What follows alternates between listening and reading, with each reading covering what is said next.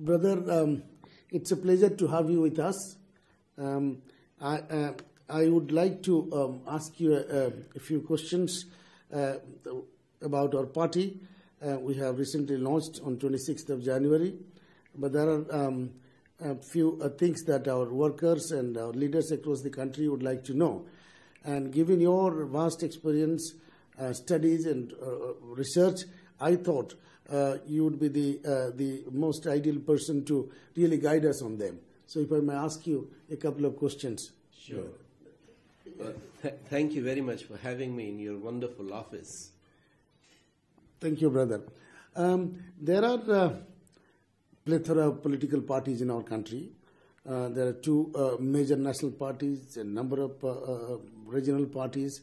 But we thought that we should create a new party that represents genuinely certain groups of people who have been deprived and denied historically. And there are certain ideas, like principles that must be brought into politics. That is why we thought we should create this party. But this party is, in our thinking, an extension of the Bahujan party that was created by mainly Kasiram. It had a history, of course, but this Bahujan party that came into existence. We thought that Bahujan party reached a dead end and it could not go beyond Uttar Pradesh. So our party is Bahujan Plus. So do you think this is enough of a justification to create a party in the present political juncture? Well, I think you've done a very good job in creating a party, because it's true that we have more than 900 registered parties in the country. But not one of them is a democratic party. Not one of them is voters' party. The Bahujan Samaj Party itself is controlled by one person.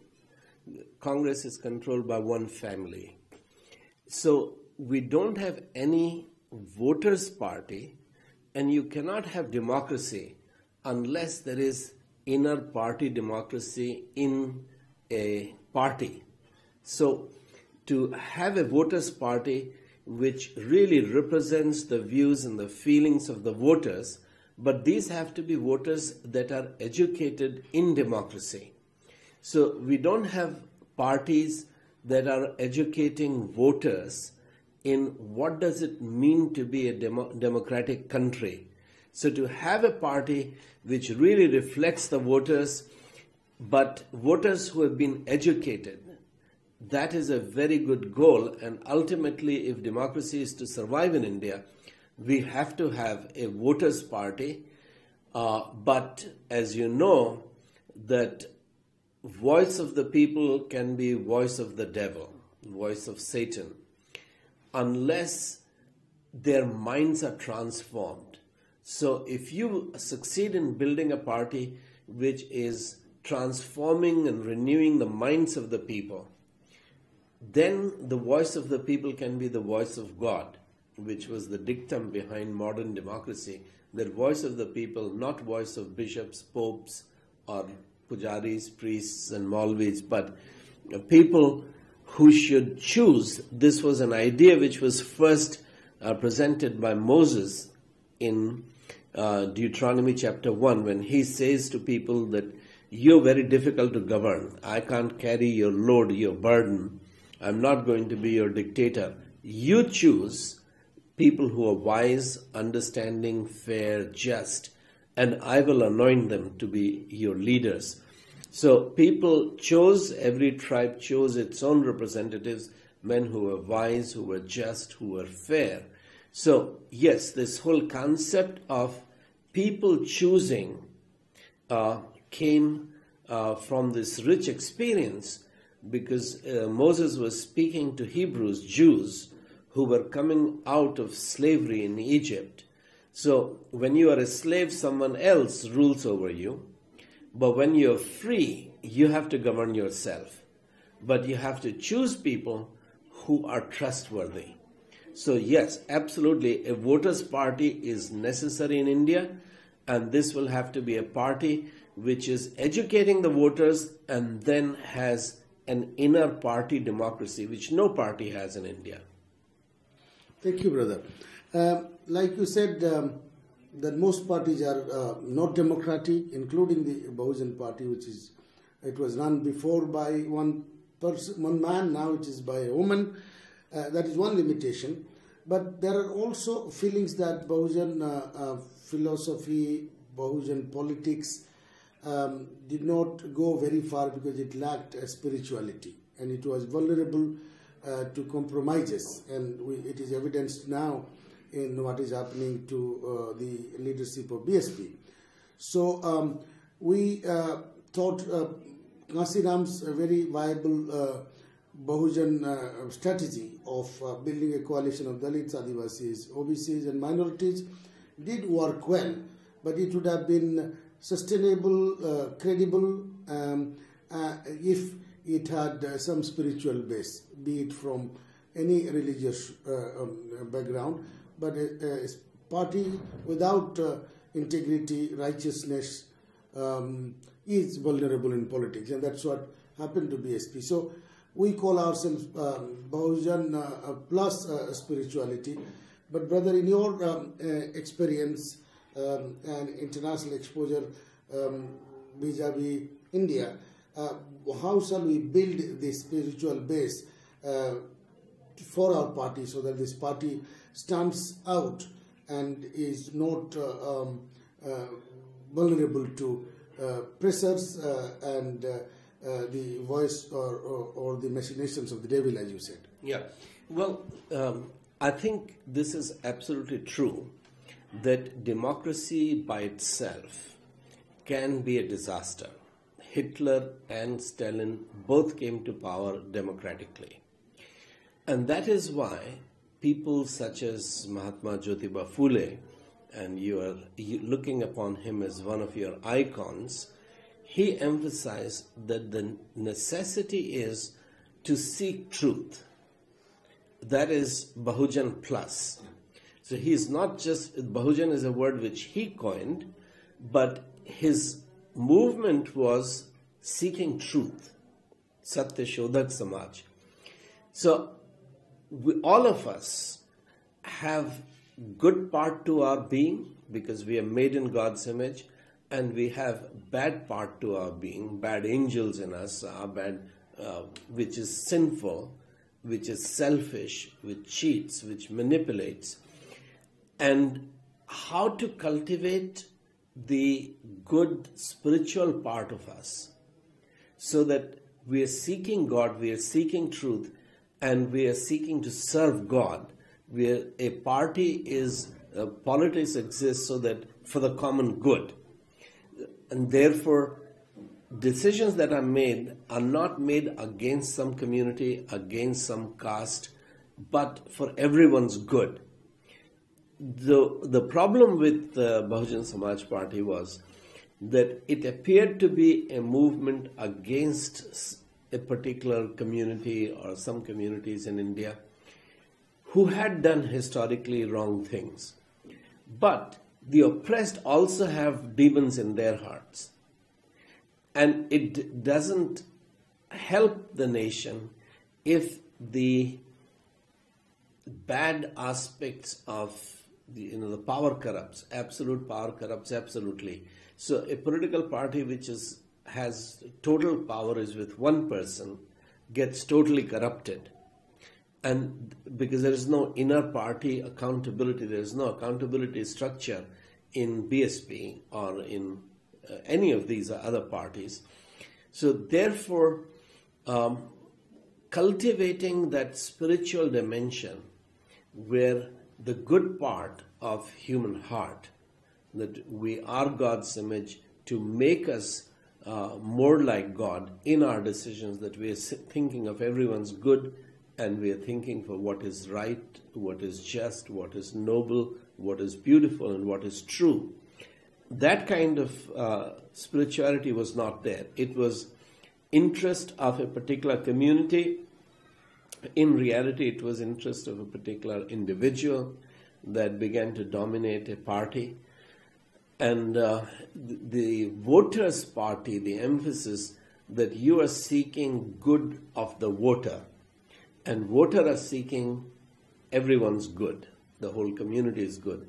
So politics is about how to make India a great nation, how to bless and transform every community, paying attention to the least, the most vulnerable section of the community. So absolutely, you can mobilize the majority against the minority, but the tyranny of the majority can be worse than the tyranny of a despot. And this was Lord Acton who said that power corrupts, absolute power corrupts absolutely. He also said the tyranny of an individual is terrible, but tyranny of the majority can be much worse, because an individual can be assassinated. What can you do when the majority is tyrannical and oppressive? So just being Bahujan is not enough. You have to have Bahujan who are seeking truth, who are seeking what is justice, what is righteousness, or spirituality, as you put it.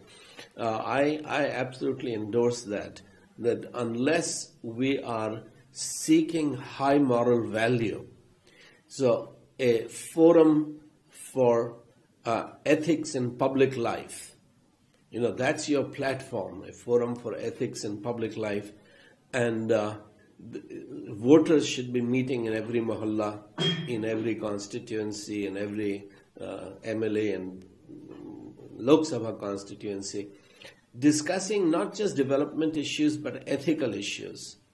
How do you create clean government? And this is not something which a Lokpal can do. This is something which a voters' party can do, where you organize the voters to debate issues and hold people accountable. So I think you're right that what we need is a Bahujan party, because not everybody is going to vote for you, but which has a spirituality and righteousness and justice as its passion, truth as its passion. Thank you, brother. If I may draw your attention to another important area. That is, we are aware that the Indian society is predominantly influenced by Hindu culture, but Indian politics has a biblical basis. All these values we know come from Bible. We are also seeking to establish politics based on righteous conduct and servant leadership. But the believers in India, somehow they would like to refrain from politics, and think politics is manipulative, competitive, aggressive, and perhaps is not our cup of tea. Somehow we are not convinced. Brother, any advice to talk to believers that it is also their calling to minister to the Gentiles and here non-believers, and it's really politics is a vast mission field in India, and it should be treated that way. Do you endorse this, brother, and what would be your advice to really get to the believers on this particular aspect, mainly their engagement in politics? Well, thank you for that. A very important question. It's absolutely correct that good people have to get involved with politics. I was only 13 years old when I heard the first and the last time Pandit Jawaharlal Nehru, he had come to Indore in a public meeting, and he began his speech by saying, "My fellow countrymen, I have come to speak to you as your first servant," because Prime Minister does not mean Pradhan Mantri. Prime Minister means first servant. Minister is a servant, Prime is first. Now, I was young, I had just become a Christian, and I began to realize that he was drawing his inspiration from the Lord Jesus, who said that whoever wants to be first must become the least, whoever wants to be the greatest must become the servant, because I'm the King of Kings, I'm the Lord of Lords, but I have come here not to be served, but to serve. So I saw this also in many of the socialist leaders who absolutely refused to have people touch their feet. This was part of Lohia's legacy, that you don't touch my feet because we are equal. I may have power, but I may be a member of parliament, but I'm here to serve you. So Indian democracy, the concept, has already been shaped by the Bible. India was never a nation. We focus very much on caste system. India kept losing to aggressors like Muhammad Ghori or other invaders, Mahmud Ghazni, etc. Because the people who were slaves in India, whom Mahatma Phule described as slaves, the lower caste, they had no reason to shed their blood to defend the kingdoms which were oppressing them, keeping them low caste. But why couldn't the rulers themselves get together to defend India from Mahmud Ghazni, who came 16 or 17 times to invade India from the year 1000 to 1026? One of the fundamental reasons was this Ashvamedh Yagya, the horse sacrifice. It divided us. One king is snatching some territory from the neighbor, from this neighbor. Their children keep fighting that your father, your grandfather took my territory. I'm going to have an Ashvamedh Yagya. I'm going to take your territory. So the highest religious rituals, such as Ashvamedh Yagya, divided even the rulers. So rulers couldn't get together. Like Delhi, we are sitting in Delhi right now. The last Hindu king here was Prithviraj Chauhan. And his cousin, real cousin, their mothers were sisters, Jayachand was in Kannauj. He was a big king. He organized the Ashvamedh Yagya, insulted Prithviraj Chauhan. So when first time Muhammad Ghori came, Prithviraj Chauhan was able to defeat him. Second time, Jayachand supported Muhammad Ghori, and that's why Delhi came under the Muslim rule. So Hinduism had divided us into thousands of little kingdoms. It could never unite us into a nation. The concept of nation itself came from the Bible. India never had a concept of freedom. Even in 1857, when the mutiny happened here, when they succeeded in Meerut, came to Delhi, what did they do? Not set India free, but revive the Mughal Empire here. They made Bahadur Shah as the new. He was totally incompetent descendant of the Mughals. So none of the mutineers, they all love their kingdoms. So Jhansi Ki Rani is great, brave woman, but she loves her kingdom. She is fighting for Jhansi. She is not fighting for India. That's why India didn't back the leaders of the 1857 revolt. So there was no concept of nation. It came from the Bible. It's a biblical idea. There was no concept of free nation. There was no concept of national development. Every king, every Maharaj he may not have built Taj Mahal or Red Fort for himself, but for his glory, but everyone was really for themselves. They were not for this nation. So this idea that leadership has to serve the country and politics is about building great nation. This was God's call to Abraham, that you follow me, I will make you a great nation. And through you, I want to make all the nations great. I want to bless them, heal them.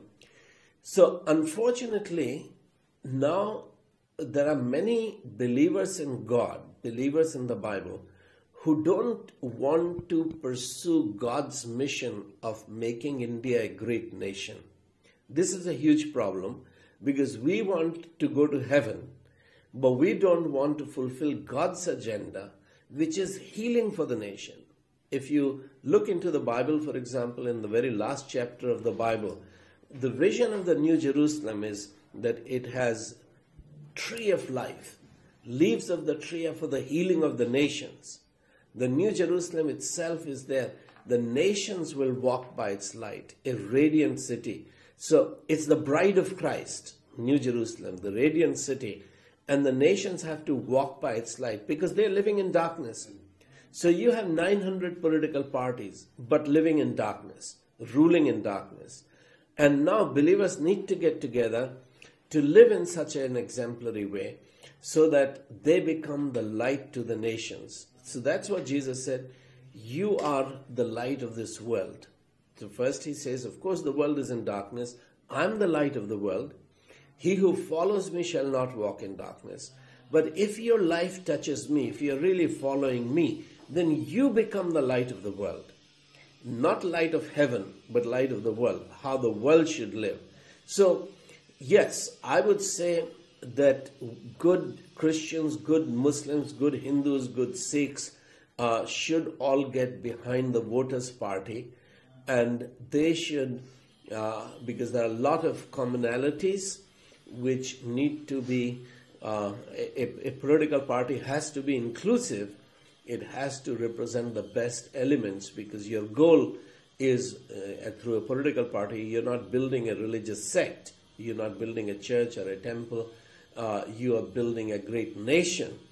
Therefore, all the people who are interested in building great nation should be in this. But as a Christian, I say that yes, Christianity gave the whole concept of nation, free nation, developing nation, great nation to India.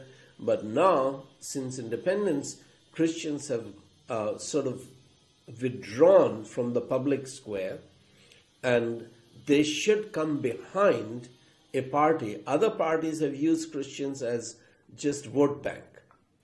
But if a party emerges which invites Christians to participate from their own belief system without being ashamed of their beliefs and their sacred book, the Bible, Christians should come behind such a party, and so should Hindus, and so should Muslims come behind a party that is inviting them to bring the best features of their faith in making India a great nation.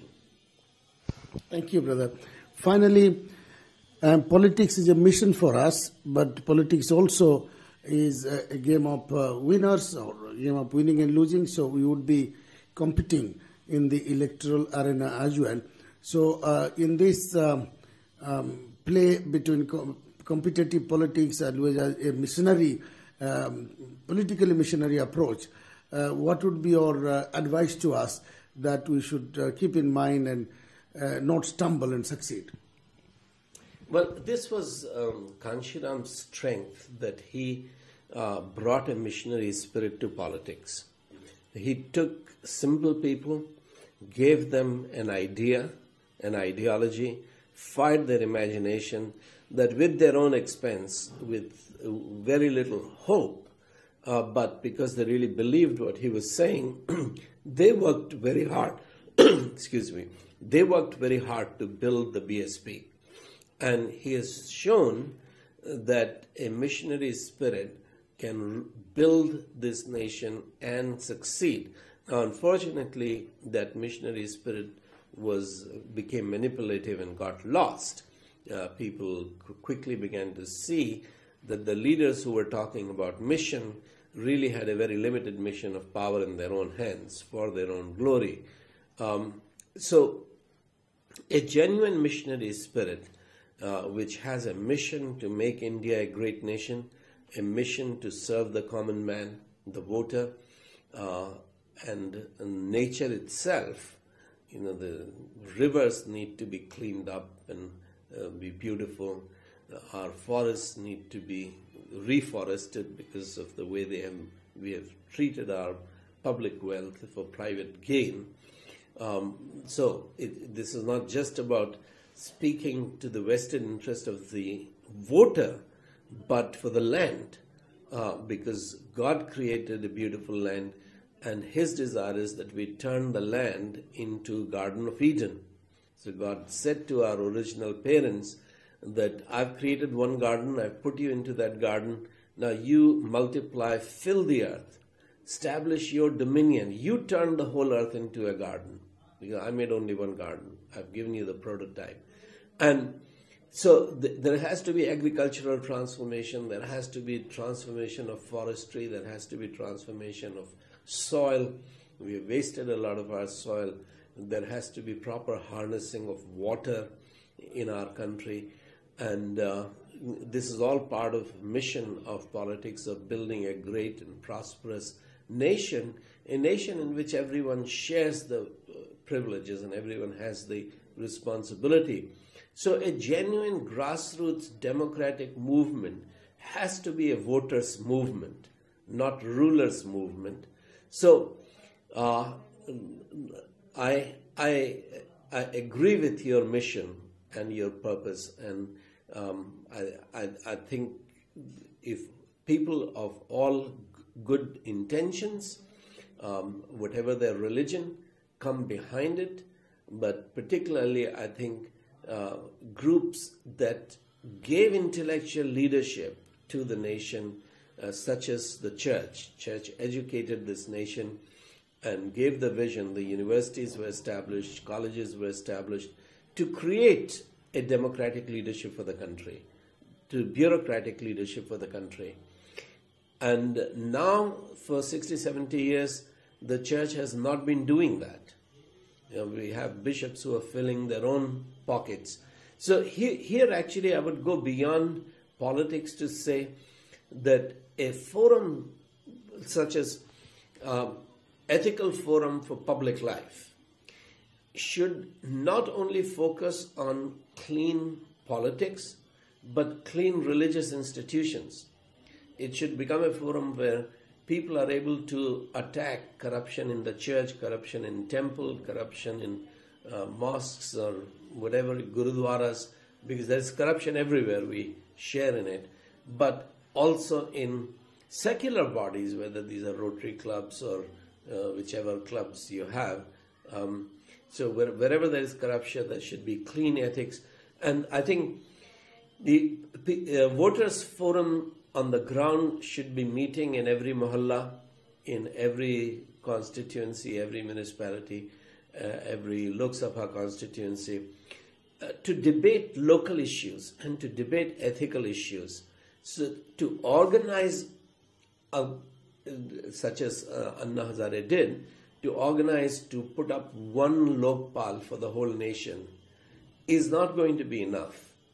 The Lokpal might hold the Prime Minister accountable or the ministers accountable, but who's going to hold the bishops accountable? Who's going to hold temples, pandits accountable who have hoarding a lot of money, misusing a lot of money, including for politics?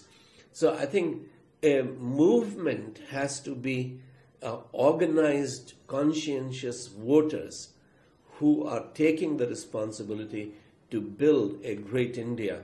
This responsibility cannot be left in the hands of leaders and rulers. It has to be in the hands of the people. And that was the point of Moses in Deuteronomy chapter 1, that, look, if you want to be a great nation, you have to select wise, honest, just, fair leaders, and I will anoint them. So I like your vision, and I wish you God's blessing and success. There is no party. Democracy will destroy itself if it is left to the current political culture. But you have to introduce a really spiritual, biblical culture in politics for democracy to succeed. Thank you very much, brother. Thank you. Thanks a lot. Thank you very much. Thank you for having me.